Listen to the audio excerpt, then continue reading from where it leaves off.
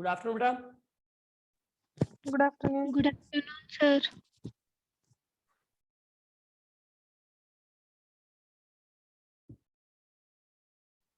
नमस्ते सर। नमस्कार बेटा। देखिए, पहला चैप्टर हम पढ़ रहे थे समय की शुरुआत से, और कल जिस जगह हमने टॉपिक को छोड़ा वो थोड़ा जान लेते हैं, फिर आगे बढ़ेंगे। हम ये देख रहे थे कि प्रारंभिक मानव पेड़ों से लेकर गुफाओं में और गुफाओं से लेकर स्थल यानी झोपड़ी तक का उसका जो एक समय है वो किस प्रकार से उसने व्यतीत किया। पेड़ों में आया, पेड़ों से गुफाओं में रहने लग गया, गुफाओं से नीचे उतर के आ गया, मैदानी भाग में आ गया, फिर उसके बाद में आग जलाना वो सीख गया। आग जलाने के बाद में उसने बहुत से कार्य ऐसे किए जो बहुत आसान उसके कार्य हो गए। जैसे आग जलाने लग गया, अब उसने चूल्हा बना लिया। जो चूल्हे बनाने की जो हमें अवशेष मिले हैं, भाई चूल्हा मिला है, तो हमने दो चीजें ऐसी पढ़ी थी, लेजरेट की गुफा और टेरा अमाटा। टेरा अमाटा में मिली है झोपड़ी और लेजरेट की गुफा में मिला है उसके रहने का जगह, कि जहां पर वो रहता था, और वहां पर चूल्हा मिला है जिसका प्रतीक होता है कि उस समय जो प्रारंभिक मनुष्य था वो अब जो आग को जलाकर चूल्हे को काम में लेता था। हाँ गुड़िया। सर कुछ क्वेश्चन थे। हाँ बेटा। सर घोतक क्या होता है? घोतक क्या होता है? घोतक किस जगह आया है बेटा, मेरे को बताओ थोड़ा सा, किस जगह बताया आपने? सर बुक में ना, सर प्रारंभिक मानव औजारों का निर्माण करता था, इसके साइड में एक छोटी सी वो है, डायग्राम के साइड में। क्या हुआ, किस जगह बताओ बेटा, पेज नंबर बताओ। Page number 20। 20 में किस जगह बेटा? सर एक मिनट सर, ऊपर जो है ना, ये टेरा अमाटा में पुनर्निर्मित एक झोपड़ी का चित्र है। इस पैराग्राफ में देखो। हाँ रुको, दो तक का मतलब होता है बेटा प्रतीक, कि वो इस चीज को दिखाता है कि जैसे मैंने चूल्हा यूज में लिया, अब मैंने चूल्हा यूज में लिया, मैंने उसको काम में लिया, अब उसको मैंने छोड़ दिया, अब मेरी निशानी वहां पर छूट गई, मैंने आग जलाई है, चूल्हा बना हुआ है, अब कल को वहां पर खोज की गई तो जो पता चला कि भाई यार उस समय जो ये व्यक्ति रहता था इसने इस चीज को यूज किया है, तो वो इस चीज का घोतक है कि हाँ ये चीज हुई है। प्रतीक बता सकते, प्रतीक जिसको दर्शाता है कि भाई ये चीज, हाँ ये इस चीज का प्रतीक है, ये इस चीज का द्योतक है कि भाई ऐसी चीज हुई है। ठीक है, वो शब्द केवल एक भाषा का शब्द है, इसका कोई अर्थ नहीं है। ठीक है, और बताइए बेटा। और सर लेजरेट की गुफा में 2 प्रकार के चूल्हे मिले थे, उनमें क्या अंतर था? लेजरेट की गुफा में 2 प्रकार के चूल्हे मिले थे। अंतर वाला तो इसमें कुछ भी नहीं है। उन्होंने बताया था कि 2 चूल्हे वहां पर मिले हैं, जो इस बात का बताता है कि वो उस समय का जो आदि मानव था, प्रारंभिक मानव था, वो इन चूल्हों में या तो खाना पकाने का कार्य करता था या फिर आग को नियंत्रित करने का कार्य करता था, गुफाओं में ले जाकर उष्णता है या प्रकाश का कार्य करता था। ऐसा 2 चूल्हों का अंतर आपकी बुक में कहीं भी नहीं है बेटा।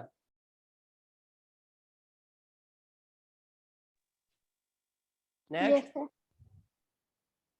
सर हड्डियों को क्यों जलाता था वो? हड्डियों को जलाने का, जैसे चूल्हे में। मैंने किसी जानवर का शिकार किया, जानवर को चूल्हे में डाल दिया, आग में डाल दिया, अब हड्डी जलती नहीं है। आप देख लीजिए, खुद भी हड्डियां ऐसे जल्दी से नहीं जलती है। तो हो सकता है कि ये माना जाता है संभवतः जो प्रारंभिक मानव था वो जानवरों का शिकार कर आग में डालकर उसका मांस खाता था, और जो हड्डियां बचती थी वो ऑटोमेटिकली जली गई। भाई मांस पकाने के लिए बॉडी को या किसी मृत जानवर के शरीर को आग में डाल दिया, मांस सिक गया, मांस को तो खा लिया, जो खाने की चीज हड्डी खा नहीं सकता, तो हड्डी जली हुई की ऐसे कैसे उसमें रह गई। और बताओ बेटा।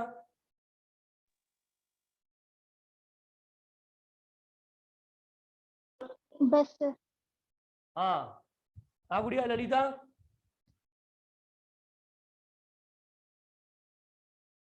ललिता कुछ पूछ रहे हैं आप? No, sir. नहीं, आपने हैंड्स तक कर रहा था बेटा।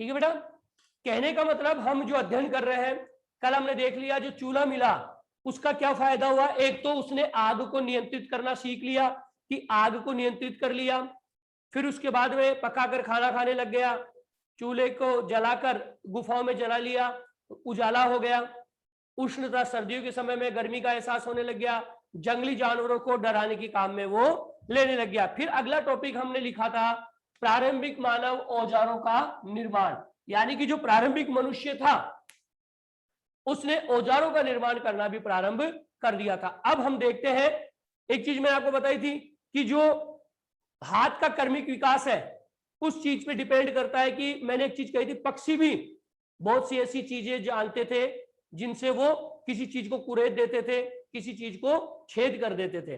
और हाथ का जो कर्मिक विकास हुआ उसमें सबसे बड़ी जो चीज है औजार के निर्माण में भी परिवर्तन होने लग गया। मैंने 3 चीज आपको बताई थी। एक तो क्या बताया था, एक पकड़ ऐसी है, एक पकड़ ऐसी है, जैसे चिंपैंजी था उसकी पकड़ ऐसी थी तो मजबूत पकड़ नहीं थी उसकी, चिंपैंजी की जो पकड़ थी वो मजबूत नहीं थी। फिर उसके बाद में होमोनाइड आया, उसकी पकड़ ये हो गई, थोड़ा मजबूत बना, तो हथियारों में भी चेंजेस आया। उसके बाद में जो आधुनिक मानव आ गया, आज का मनुष्य, उसकी पकड़ ऐसी हो गई। तो कहने का मतलब हाथ का जैसे जैसे कर्मिक विकास होता चला गया, हथियारों का या औजारों का जो निर्माण था उसमें भी धीरे धीरे क्या होने लग गया था, परिवर्तन होने लग गया था। ठीक है, अब देखिए सीधी सी बात यह है, एक चीज यहां पर जानने का प्रयास करेंगे कि मनुष्य जो था जिस प्रकार से औजार बनाता था या उनका उपयोग करता था, उससे क्या हुआ, उसकी स्मरण शक्ति बढ़ गई।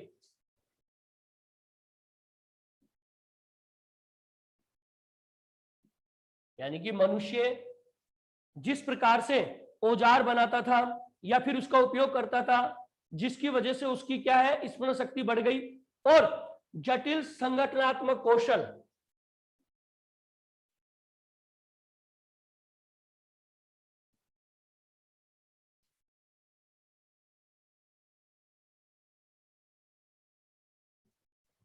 जटिल संगठनात्मक कौशल, ये 2 चीजें अभी आपको मैं समझाऊंगा। जटिल संगठनात्मक कौशल की आवश्यकता होती है और वानरों में इन दोनों की विशेषता का अभाव रहता है। यानी कहने का मतलब कि किसी भी हथियार को बनाने के लिए या औजार को बनाने के लिए 2 चीजें आवश्यक होती है, एक तो अधिक स्मरण शक्ति, याद, सोचने की, समझने की शक्ति, और एक संगठनात्मक कौशल। कोई भी चीज आप बना रहे हैं उसमें आपको बनाने का हुनर होना चाहिए। वानर में ऐसी चीज नहीं थी, इसीलिए मनुष्य ने हथियार को सही ढंग से बनाया। चिंपैंजी बनाता था, पहले जो वानर थे, वानर का जो रूप हमारे पूर्वज थे वो वानर का रूप ही थे, औजार वो भी बनाते थे, लेकिन जो उनकी स्मरण शक्ति थी वो इतनी नहीं थी कि वो सही ढंग से हथियार बना सके, ना उनके अंदर इतना टैलेंट या कौशल था कि जो हथियार बनाने में काम में ले सके। तो मनुष्य ने ऐसा क्यों किया, क्यों, एक तो उसकी स्मरण शक्ति ज्यादा थी और उसको कोई भी चीज बनाने का क्या था, पता था, कौशल आता था उसको, इस चीज को जानने का था कि वो किस चीज का निर्माण कैसे कर सकता है। जैसे स्मरण शक्ति का मतलब ये कि आप कोई चीज सोचते हैं कि ये चीज ऐसे बन सकती है, ये चीज ऐसे बन सकती है, अब ये चीज बन गई तो इसमें परिवर्तन किस प्रकार से किया जाए, ये चीज हो गई स्मरण शक्ति। जो चिंपैंजी था उसके स्मरण शक्ति थी नहीं, सोच ही नहीं सकता था, पत्थर लिया उसको तोड़ दिया, वो हथियार बन गया। लेकिन धीरे धीरे जैसे कोई एक पत्थर का टुकड़ा पड़ा हुआ है, पत्थर का टुकड़ा पड़ा हुआ है तो मेरे दिमाग में इस चीज का विचार आ जाएगा कि यार ये पत्थर का टुकड़ा है, इस पत्थर के टुकड़े को मैं क्यों ना किसी काम में लूं, तो या तो मैं घिसकर उसको नुकीला कर लूंगा, औजार बन जाएगा, ठीक है, या फिर कोई पत्थर का टुकड़ा बना है उसको मैं सांचे में डालकर कुछ भी तोड़ फोड़ के अगल बगल से उसको नए औजार का रूप दे सकता हूं। तो ये जो नॉलेज है वो सिर्फ और सिर्फ किसके पास है, मानव के पास में है। तो यही कहा गया है कि अगर मनुष्य ने हथियार बनाया है और उसका उपयोग किया है तो उसके पीछे 2 चीजें ऐसी थी जिसकी वजह से उसने इन चीजों का निर्माण किया, एक तो उसकी स्मरण शक्ति और एक उसकी जटिल संगठनात्मक कौशल। यानी कि इन दो चीजों की आवश्यकता होती है हथियार बनाने के लिए और उसको काम में लेने के लिए। ठीक है, अब Yes. जो पत्थर के औजार थे, यानी कहने का मतलब जो पत्थर, सबसे पहले जो औजार आए थे वो किसके आए थे? पत्थर के आए थे। फिर धीरे धीरे पत्थर के औजार आए, जो पत्थर के फलक थे उनको लकड़ियों में फंसाकर नया औजार बना दिया। फिर धीरे जो धातु के औजार थे वो आने लगे, आज के औजार आपको पता ही है। तो लेकिन इतिहास में सबसे पहले जो औजार आए वो किसके आए? पत्थर के। पत्थर के औजार आ गए, यानी कि सबसे पहले आने वाले औजार पत्थर के थे। और पत्थर के औजार का इस्तेमाल सबसे पहले अगर हुआ है तो उसके साक्ष्य जो मिले हैं, यानी कि पत्थर के औजार के इस्तेमाल के साक्ष्य मिले हैं इथियोपिया, पहली जगह इथियोपिया, और एक है केनिया। ठीक है, यानी कि पत्थर के औजारों का प्रथम इस्तेमाल का जो साक्ष्य मिला है वो इथियोपिया और केनिया में मिला है। याद रखेंगे, क्वेश्चन कर लिया है कि पत्थर के औजारों का सबसे पहले अगर साक्ष्य मिला है तो वो कहां मिला है? इथियोपिया और केन्या में। ठीक है, यहां से पत्थर के औजार मिले हैं पुरातत्वविदों को। और सबसे पहले अगर पत्थर के औजार बनाए हैं किसी ने तो ये कहा जाता है वो बनाए थे ऑस्ट्रेलोपिथिकस ने।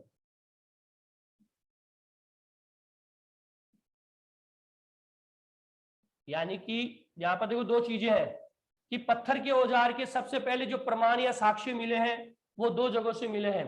दो पूरा स्थल है, इथियोपिया और केन्या। ठीक है, और यहां पर भी ये कहा गया है कि सबसे पहले अगर पत्थर का औजार किसी ने बनाया होगा तो वो बनाया होगा किसने? ऑस्ट्रेलोपिथिकस। ठीक है, ऑस्ट्रेलोपिथिकस कौन बताएगा इसकी परिभाषा?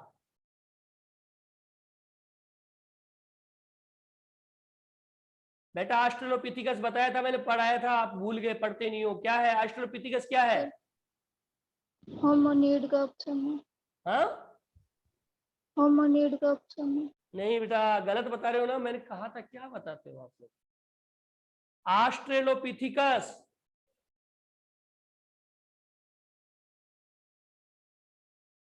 बेटा मैंने लिखवाया था, आप लिखते नहीं हो। मैंने बताया था ना, ऑस्ट्रेलोपिथिकस लातीनी भाषा से बना है। एक शब्द है ऑस्ट्रल और एक है पिथिकस। ऑस्ट्रल का मतलब दक्षिणी और पिथिकस का मतलब वानर। वानर। तो कहाँ ध्यान है? दक्षिणी वानर। यानी कि ये कहा जाता है, पुरातत्वविदों ने ये कहा है, जो इतिहास को खोज कर रहे हैं, उसको जानने का प्रयास कर रहे हैं, वो ये कहते हैं कि सबसे पहले अगर पत्थर के औजार के जो साक्ष्य मिले हैं वो दो जगह से मिले हैं, इथियोपिया और केन्या। और सबसे पहले अगर किसी ने पत्थर के औजार बनाए हैं उसके प्रमाण भी ये कहते हैं कि सबसे पहले पत्थर के औजार कौन सी प्रजाति ने बनाए थे? ऑस्ट्रेलोपिथिकस ने, अर्थात दक्षिणी वानर ने। इसने पत्थर के औजार सबसे पहले बनाए थे। बेटा याद नहीं करते हो, इतना बताने के बाद में भी। और मनुष्य का जो प्रमुख क्रियाकलाप था उसमें भी औजार बनाने का जो कार्य था उसके प्रमुख कार्यों में आता था। और ये इतिहास जो पुरातत्वविद है वो ये कहते हैं कि स्त्रियां और पुरुष दोनों ही हथियार बनाते थे। यानी कि जो साक्ष्य, जो प्रमाण मिले हैं उसके आधार पर जो हमारे पुरातत्वविद हैं वो ये कहते हैं कि स्त्री और पुरुष दोनों ही क्या करते थे? हथियारों का निर्माण करते थे, दोनों मिलकर हथियार बनाते थे। प्लस कहने का मतलब एक चीज और है, स्त्रियां स्वयं भी खुद, यानी कि एक जगह तो मैंने कहा कि स्त्री और पुरुष दोनों हथियार बनाते थे, और कुछ ऐसे हथियार थे जिन्हें जो स्त्री थी वो अपने बच्चों के भोजन इस्तेमाल के लिए करती थी। यानी कहने का मतलब कुछ ऐसे औजार ऐसे बनाती थी जो भोजन के काम में आते थे, और उसका निर्माण कौन करता था? केवल स्त्री। तो ये कह सकते हैं कि जो औजार बनने, प्रारंभिक मानव ने जो औजार बनाए वो पत्थर के औजार थे। सबसे पहले औजार बनने के जो साक्ष्य मिले हैं वो मिले हैं आपके इथियोपिया और केन्या से। सबसे पहले पत्थर के औजार का प्रयोग अगर किसने किया है तो वो किया है ऑस्ट्रेलोपिथिकस ने, जिसमें औजार अगर बनाया है तो उसमें स्त्री और पुरुष दोनों ने मिलकर औजार बनाने के साक्ष्य मिले हैं। लेकिन कुछ औजार महिलाओं ने बनाए हैं जो बच्चे को भोजन कराने के काम में आते थे। ठीक है, दैट्स क्लियर। यस ठीक सर। है बेटा। अब क्या हुआ, Yes, sir. जैसे जैसे औजार बन गए वैसे वैसे नई तकनीक भी सामने आने लग गई। एक उदाहरण और आपके दे रखा है कि आज से लगभग 35,000 वर्ष पहले, आज से लगभग 35,000 वर्ष पहले क्या हुआ था, जानवरों को मारने के तरीकों में भी क्या हो गया, सुधार। भाई पत्थर का औजार बना, फिर औजार में नया रूप आ गया, तो औजार भी नए बनते गए, तो जो जानवरों को मारने का तरीका था उसमें भी क्या हो गया, सुधार हो गया। अब देखो जानवरों को मारने के तरीकों में किस प्रकार से सुधार हो वो चीज जानेंगे हम। कैसे, जैसे पहले क्या था, पत्थर का औजार था। अब किसी जानवर को मारना है, उसका शिकार करना है, उसको पत्थर फेंक के अपन मार रहे हैं, तो हो सकता है वो पत्थर चूक गया और पत्थर से मरे ही नहीं, पत्थर की चोट से मरे ही नहीं, वो उसका शिकार नहीं हुआ। फिर क्या हुआ, धीरे धीरे हो सकता है कि उसने अपने औजार में सुधार किया और कोई बड़ा औजार बनाया होगा जानवर को मारने के लिए, लेकिन वो भी कारगर साबित नहीं हुआ। और पत्थर को ज्यादा दूर तक जानवर को मारने के लिए आप अगर पत्थर फेंकेंगे तो कितनी दूर जाएगा मोटा पत्थर, छोटे पत्थर से जानवर मरेगा नहीं। और मोटा पत्थर ऐसा तो है नहीं, पकड़ के से मारने के लिए बगेंगे तो जानवर बग जाएगा। तो ये एक परिवर्तन का दौर था कि पत्थर के औजार बने, लेकिन वो सीमित थे, छोटे थे, जिनसे जानवरों का ज्यादा शिकार आप नहीं कर सकते। लेकिन धीरे धीरे ये बताया गया कि एक साक्ष्य मिला है कि आज से 35,000 वर्ष पहले जो शिकार करने के तरीके थे उसमें भी क्या हो गया था, सुधार हो गया था।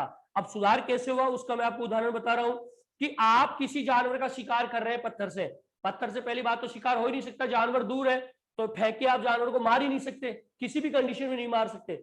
लेकिन बाद में क्या सुधार हुआ, बाद में इन्होंने बना लिया भाला, भाला बना लिया।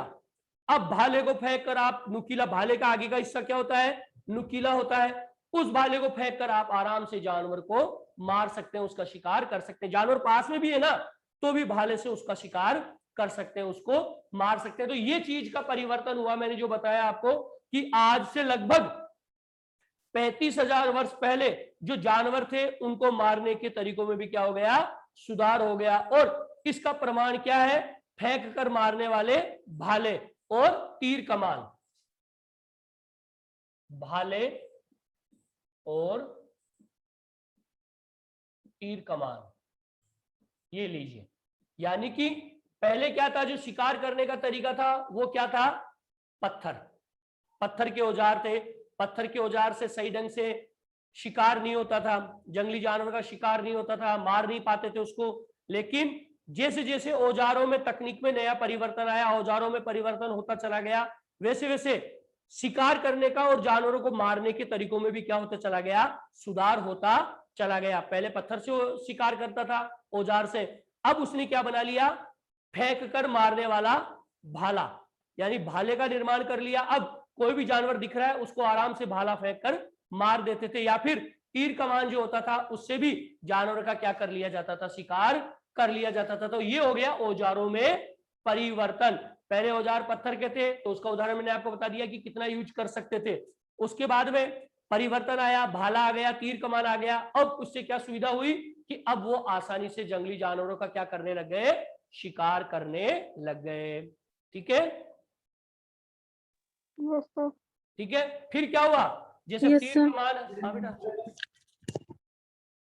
तीर कमान है, भाले हैं, और उनका एक प्रयोग और होने लग गया, तीर और भाला, उसका आगे का जो हिस्सा होता है वो क्या होता है, नुकीला।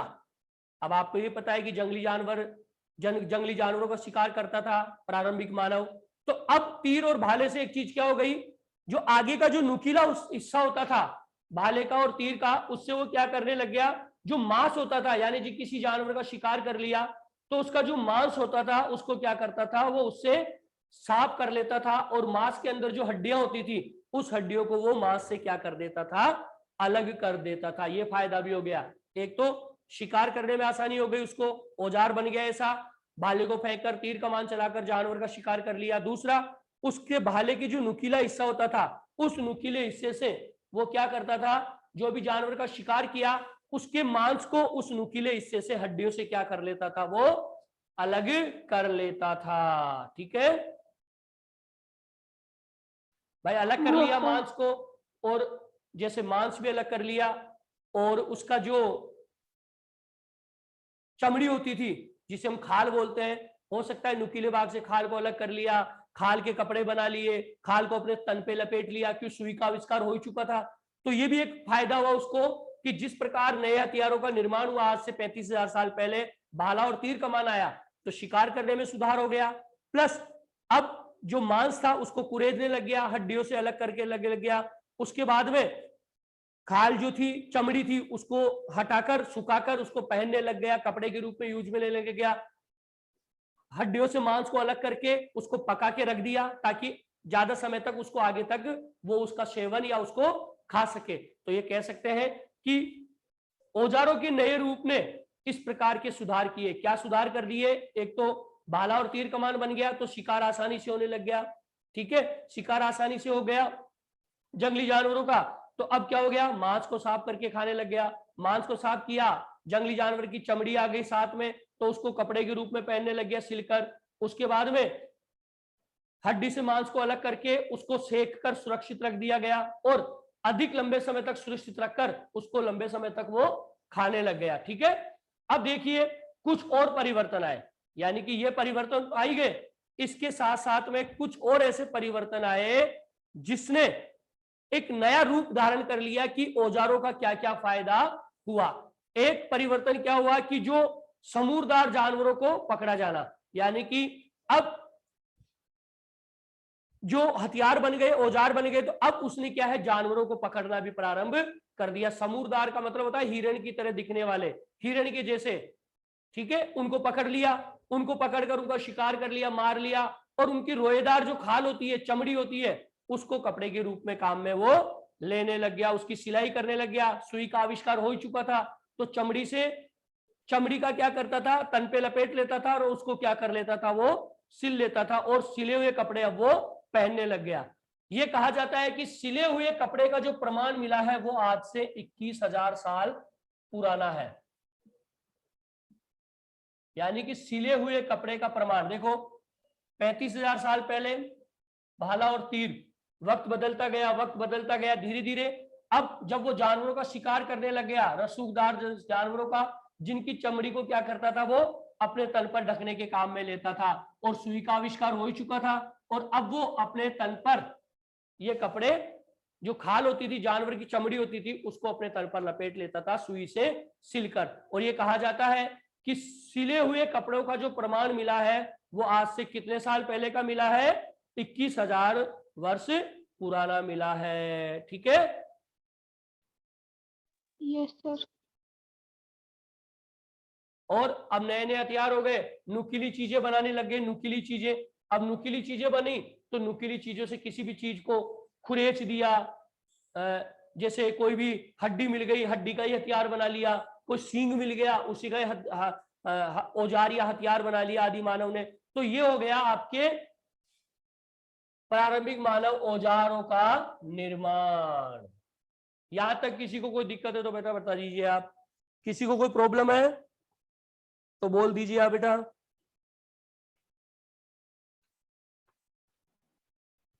बेटा स्मरण शांति बता दो। हाँ, स्मरण शांति। स्मरण शक्ति, हाँ बेटा स्मरण शक्ति मैंने बताया था ना अभी कि आप ऑफलाइन हो गया था मैं। हाँ बेटा, आप जितना सोच सकते हैं, क्या जानवर हमारी तरह सोच सकता है? नहीं सोच नो सकता। सर। हम चिंतन कर सकते हैं, जानवर चिंतन नहीं कर सकता। तो ये उदाहरण मैंने आपको बताया था कि जो औजार बने, औजार बने, उसके लिए औजार बनाना और उसमें सुधार करना और उसका उपयोग करना, ये दो ही चीजों से हो सकता है जब उसके मनुष्य के पास ये चीजें हैं। जानवर ऐसा नहीं कर सकता, क्यों? क्योंकि जानवर सोच नहीं सकता, चिंतन नहीं कर सकता, जानवर के दिमाग में किसी प्रकार का आइडिया नहीं आ सकता, किसी प्रकार का एक हुनर है वो नहीं आ सकता। लेकिन ये हुनर किसके पास है? मनुष्य के पास में ये हुनर है, इसीलिए वो हथियारों का निर्माण कर सकता है, हथियारों का उपयोग कर सकता है। ये चीज मैंने आपको बताई है, ठीक है। तो यानी कि जटिल संगठनात्मक कौशल और स्मरण शक्ति, ये दो चीज का प्रतीक है। किस चीज के प्रतीक है ये दोनों? कि मनुष्य ने अगर हथियार बनाया है और उसका प्रयोग किया है तो इन दोनों की वजह से। क्योंकि अगर एक पागल व्यक्ति है, माइंड उसके पास नहीं है, सोचने की क्षमता उसके पास नहीं है, तो वो किसी चीज का आविष्कार नहीं कर सकता, वो केवल उसको बिगाड़ सकता है, उसके साथ छेड़छाड़ कर सकता है। लेकिन एक अच्छा स्मरण शक्ति, सोचने वाला, चिंतन करने वाला अगर मनुष्य है तो वो सोच विचार करके किसी भी चीज को कुछ भी काम में लेकर औजार बना सकता है। पत्थर का एक टुकड़ा पड़ा है, पत्थर के टुकड़े से औजार कैसे बनाना है, कब बना सकते हैं? जब मेरे अंदर माइंड होगा कि हाँ यार इसको तोड़ूंगा, मैं इसको तोड़ के इसको नुकीला कर लूंगा और इसको औजार के रूप में काम में ले लूंगा। तो ये चीज सिर्फ और सिर्फ कौन कर सकता है? मानव, मानव का मस्तिष्क। और मानव का मस्तिष्क से तभी उसने औजार बनाया और औजारों को प्रयोग में लिया। ठीक है बेटा, और बताइए। Yes, sir. ठीक है, यानी कहने का मतलब औजार भी कैसे बनाए? जैसे कोई पत्थर है, अब इस पत्थर को तोड़ दिया, दो भाग हो गए, पत्थर को तोड़ दिया, पत्थर के दो भाग हो गए। अब वो क्या करेगा? जैसे इनको फिर एक ये तोड़ के ये भाग अलग हो गया और ये भाग ऐसे हो गया, ये लो। अब वो क्या करेगा? किसी वस्तु से इसको तोड़ेगा, यहां मारेगा चोट, यहां मारेगा, यहां मारेगा, यहां मारेगा। तो इसमें से क्या है? नुकीली चीज पत्थर की जो होती है, इससे पत्थर के छोटे छोटे टुकड़े नुकीले इससे निकल जाएंगे। आप देख लीजिए, आपके घर में अगर अपने घर में काम चलता है कंस्ट्रक्शन का, तो मार्बल का पत्थर हो या कोटा स्टोन का पत्थर हो, बेटा जब उसकी चिनाई होती है तो पत्थर कटता है, जो टुकड़ा कटता है उसको आप देखिएगा कितना नुकीला होता है, घाव हो जाए, उससे कट जाए, इस प्रकार का दिखता है कि नहीं दिखता है? यस सर, दिखता है। पत्थर को आप तोड़िए, किसी भी एक पत्थर को तोड़ दीजिए, जब दो भागों में बटेगा ना तो उसके साइडों में वो चीज क्या हो जाती है? नुकीली हो जाती है, नुकीली, बिल्कुल धारदार। उससे आप किसी भी चीज को काट लेते हैं, आज भी काटते हैं अपन, जब कैंची वेची कुछ काटने के लिए नहीं होती ना, तो अपन बहुत सी चीजें धागे को किससे काट लेते हैं? पत्थर से। पत्थर से काट लेते हैं। तो पत्थर किसका काम कर रहा है यहाँ पर? पत्थर से। कैंची का। औजार का, औजार का काम कर रहा है पत्थर। तो मनुष्य भी पहले ऐसे ही करता था कि पत्थर है, नुकीला भाग है, उससे काट दिया, किसी को छील दिया। पेड़ की छाल काटनी है तो वैसे तो कटेगी नहीं, तो उसने क्या देखा? नुकीला पत्थर है, उसके आगे वाली धार नुकीली होती है, चलो देख के देखते हैं। और जब उसने यूज किया तो पत्थर की छाल धीरे धीरे कटने लग गई। तो उसको लगेगा कि यार ये चीज तो ऐसी है कि ये चीज पेड़ की छाल को काट देती है, तो उसने उसको हथियार के रूप में या औजार के रूप में काम में लेना प्रारंभ कर दिया। तो ये औजार का हमने देख लिया कि प्रारंभिक मानव और उसके द्वारा किए गए औजारों का निर्माण। ये टॉपिक भी आपके कंप्लीट हो चुका है। औजार कैसे बनाए, किस प्रकार के बनाए, फिर क्या सुधार हुआ, भाला और तीर कमान आ गया, फिर उसके बाद में क्या क्या फायदा हुआ तीर कमान का, वो चीज आपको मैंने बता दी। अब किसी को कोई प्रॉब्लम है तो बेटा कंसल्ट कर ले, टाइम भी होने वाला है, 1 मिनट का टाइम हो रहा है, 1.5 मिनट का। Any problem? फिर कल नया दूसरा टॉपिक पढ़ेंगे। सर हम्म, सर नोट्स तो आते ही नहीं व्हाट्सएप ग्रुप में। बेटा नोट्स में भेजता ही नहीं।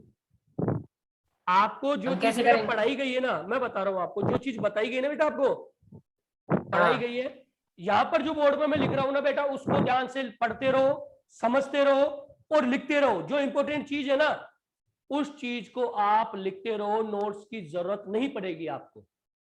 बस इसमें फोकस, जब पढ़ रहे हैं ना तो अपना पूरा फोकस हाँ। कहाँ होना चाहिए? बोर्ड पे और मेरी बोर्ड पे। बातों के ऊपर। जो चीज लिखने की चीज है उसको आप लिखते रहे। ठीक है बेटा? Okay sir. ओके बेटा, बाय।